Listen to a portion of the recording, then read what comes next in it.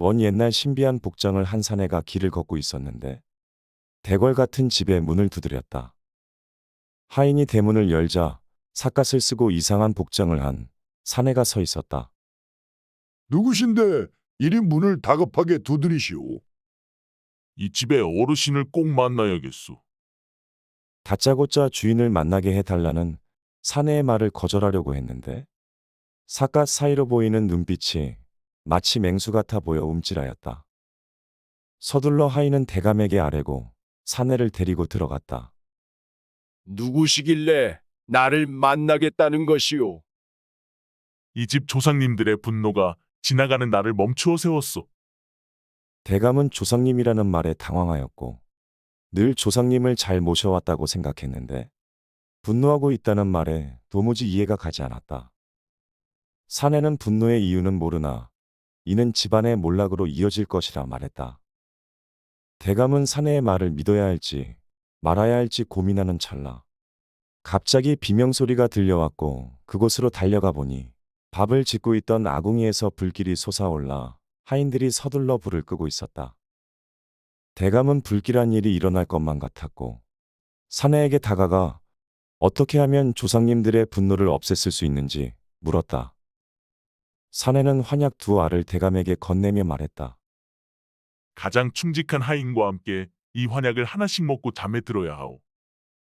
그리고 보름날 자정에 한 방에 누워 실행하라고 말한 후 떠났다. 시간이 지나 보름날 자정이 되었고 하인 만보기와 함께 환약을 먹고 누웠는데 그대로 잠이 들었다. 대감이 눈을 뜨자 나타난 세상은 요상하게 일그러져 있었고 도대체 여기가 어디인지 알 수가 없었다. 아직 일어나지 않은 만보기를 흔들어 깨웠고 만보기 또한 눈앞에 펼쳐진 곳을 보며 입이 떡 벌어졌다. 일단 어디인지 알아야 할 것 같아 대감은 만보기와 함께 길을 따라 걸었다. 한참을 걷다가 앞서가던 만보기가 대감에게 손짓을 하였는데 대감님 저기에 저희 집이 있습니다요. 뭐라고? 우리 집이 있다고?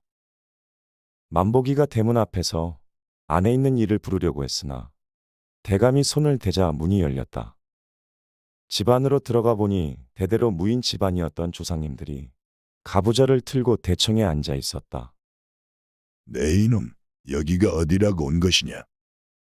조상님들의 화를 풀어드리고자 왔습니다.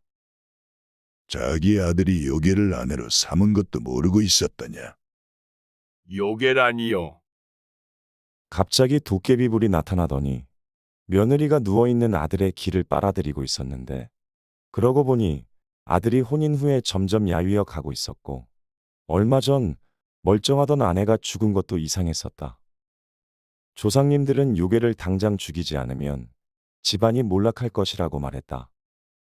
그리고 조상님이 칼로 대청을 치며 말했다. 여기는 죽은 자들의 사후 세계로 산자가 밟을 땅이 아니니 어서 돌아가거라. 대감이 눈을 번쩍 뜨자 칼 한 자루가 손에 쥐어져 있었다. 만보기도 깨어났고 대감에게 어서 아씨를 죽여야 한다며 말했다. 조상님들이 자신에게 사후 세 개의 칼까지 쥐어준 걸 보니 보통 사람이 죽일 수 있는 요괴가 아니라고 여겼다.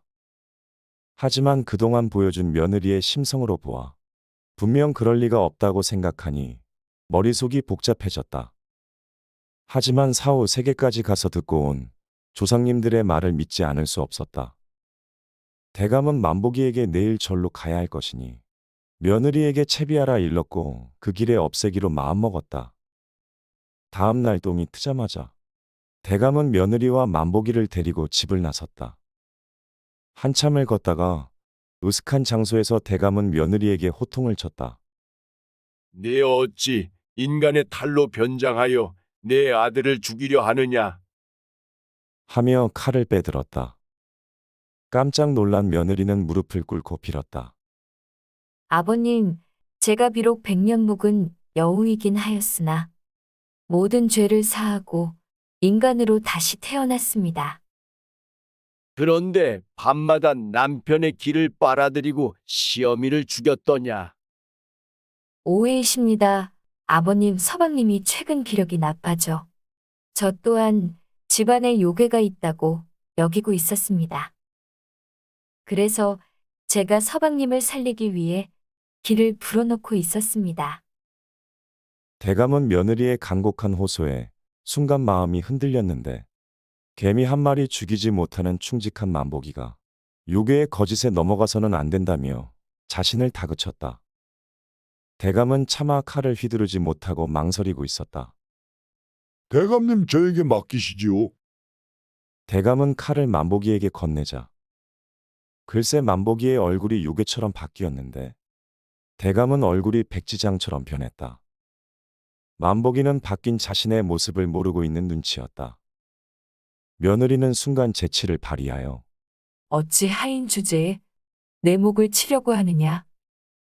며느리는 아버님의 손에 죽겠다며 당장 칼을 대감에게 다시 드리라고 하자 당황하여 정신을 놓고 있는 대감에게 만보기가 칼을 건넸다.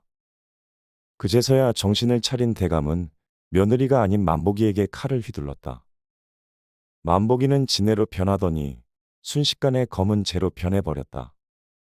알고 보니 진해 요괴는 만보기를 죽인 후 자신의 집으로 들어와 자신의 아내마저 죽이고 아들마저 죽이려고 했던 것이다. 조상님과 며느리가 아니었다면 집안이 몰락할 뻔하였다. 그리고 환약을 건넨 사내는 충직한 만보기가 죽어서도 자신이 걱정되어 도와주러 나타난 영혼이었다.